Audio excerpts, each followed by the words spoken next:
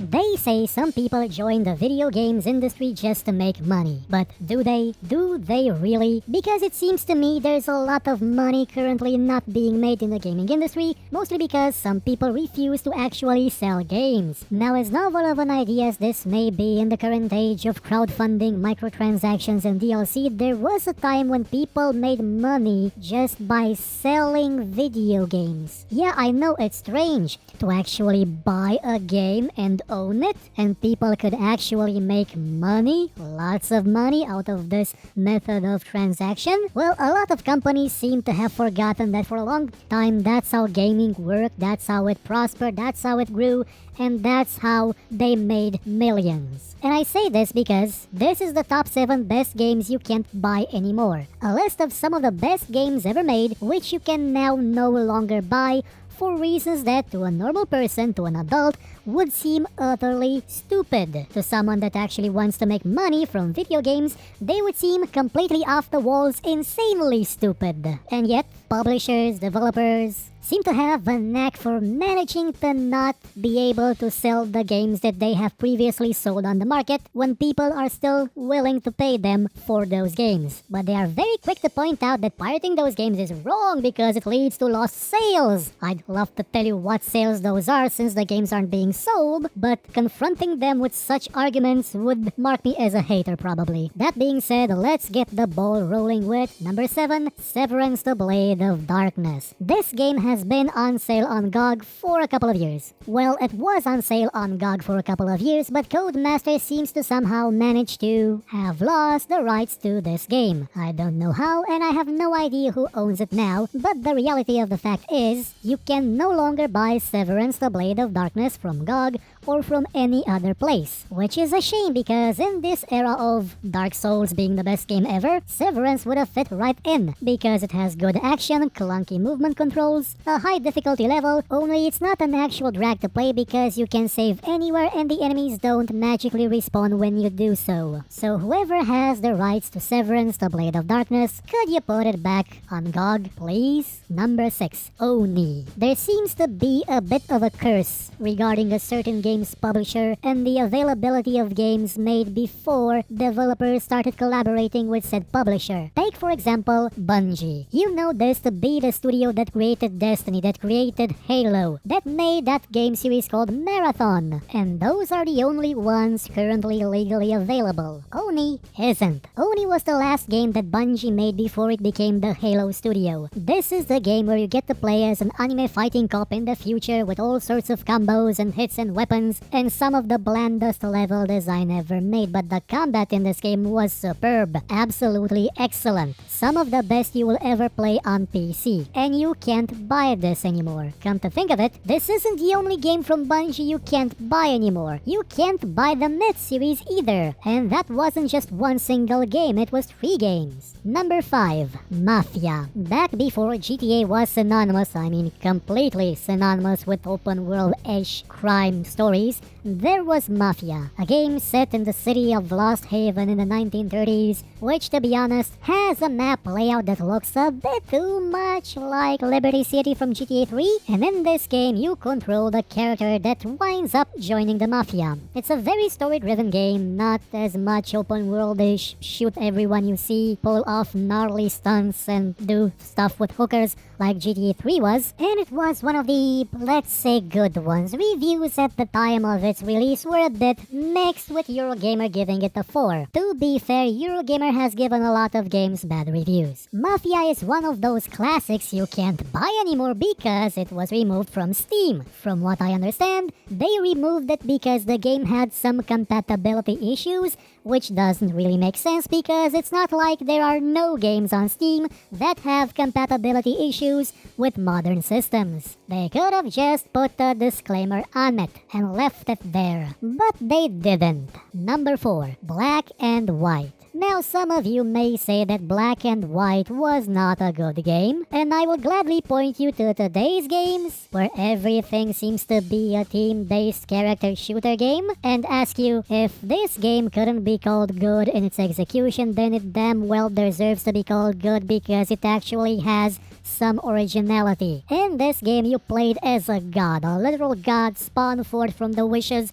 and prayers of mortals for something greater than them, for something to protect them. And you could do that, or you could become absolutely evil. And along the way, you could recruit a creature, one that would grow, one that would learn, one that would become a reflection of your soul, as dark and treacherous as it may be. Now, some people called it a failed Tamagotchi or a cow-petting game, but trust me, this game was amazing. And you can't buy it because this was made by Lionhead, who was then bought by Microsoft, and no one knows what the hell happened to the rights for the series. Electronic Arts published them, Lionhead probably owned half the rights, so Microsoft has them now, so no one gets to play this anymore unless they buy it off Amazon at second hand, off eBay, or just pirate it. Because actually selling this game now would mean earning money, which is something that Microsoft doesn't want to do. That's why they spend tens of millions of dollars on that Fable game and then just canceled it while it was still in beta. Number 3. Silent Hill 2. This is one of the finest horror games ever made, and yet you cannot buy this game anywhere. This is a psychological terror fest that will drive you deeper and deeper into the psychology of a single person and into the mythology of a place that's really not that nice to visit. It's a wonderful game, which I encourage everyone to play,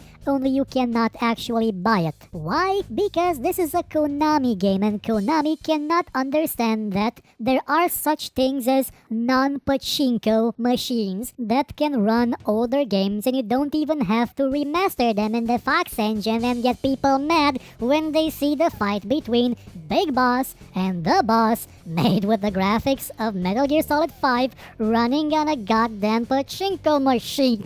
Though, to be fair, most Japanese companies don't seem to understand that they can re-release their older games on PC and they will make money. Number 2. Any single-player mech warrior game. If you wanna play a mech warrior game right now, you can only play Mech Warrior Online, which is honestly shaping up to be better and better each year. They've started to revamp the core systems of the game as well, not just add more maps and more mechs. But if you want to play a single-player one, well, yeah, I believe that Mercenaries 4 was available free-ish from MechTech, but I'm not really sure what the status of that licensing agreement is. But the matter of fact is, you cannot buy MechWarrior 1. You cannot buy MechWarrior 2. You cannot buy MechWarrior 3. You can't buy Pirate's Moon. You can't buy MechWarrior 4 Vengeance. You cannot buy any of them. Oh, and if you want to play Mech Commander, oh, don't even think about it. Those aren't available either. Why, you may ask? Well, because for the longest of time,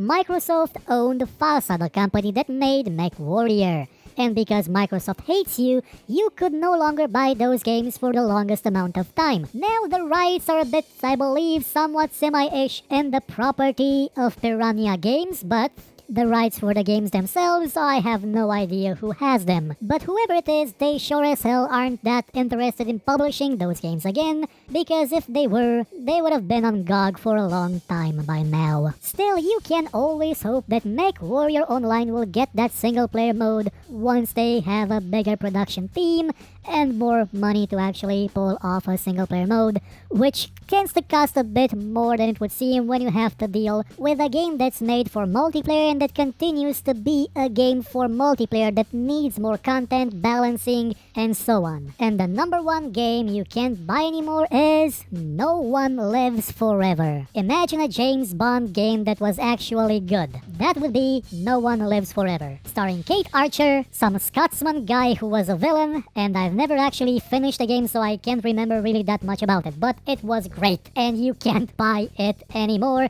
on account of something extremely stupid. And when I say stupid, I mean monumentally over the edge of reality stupid. Activision, Fox, and Warner Bros. Cannot, under any circumstances, seem to come to an agreement as to who exactly owns it. None of them have any hard facts, any contracts that specifically say that they own it, but their lawyers are adamant to not let anyone actually do anything with this series. And the saddest part about this is that Night Dive Studios had the source code for No One Lives Forever 1 and 2. They decided to, one day, improve the games, to patch them, fix them, modernize them. They even started making a promotional campaign in preparation for the game's re-release. All this while they were trying to figure out exactly which of those companies owns No One Lives Forever. Now keep in mind, they managed to fix the games, get them to work, even make some promotional art to publicize the games. They managed to do all that, and still, by talking directly to those three companies, they still had no idea who owned the game and where the rights should come from. They gave up on it because of corporate utter bullshit. Because the layers of crap that some companies have when it comes to ownership of IP is without a doubt the reason why alien races have not contacted us yet. They have seen the stupidity and reached the conclusion that no, the planet Earth is not worth saving, because they can't even come to terms with who the hell owns a game that no one is selling at this point or doing anything with it, like at all. We have companies in the frame of mind of, hey, we don't know if we actually have any right to this series, but we will in no way let you improve the games and allow people to buy them, because we eat poo for a living.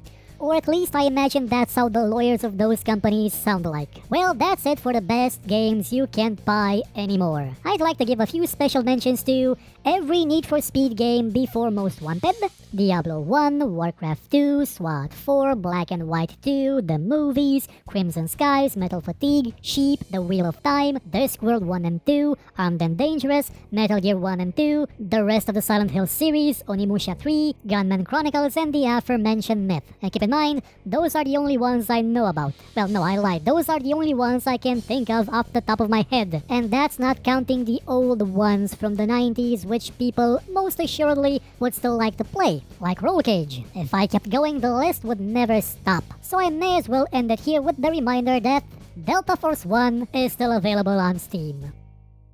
If you enjoyed this show, hit the like button, subscribe, and share it with your friends. Or, if you thought it was horrible, then share it with your enemies and make them suffer. We shall be your weapon of vengeance. But if you liked what you saw, you could, I don't know, maybe donate, because basically YouTube is horrible at revenue, by using the link in the description, or just buy my book. It's a fantasy book about, well, a lot of stuff. I guarantee it won't suck, and if it does suck, you can find me here and complain about it.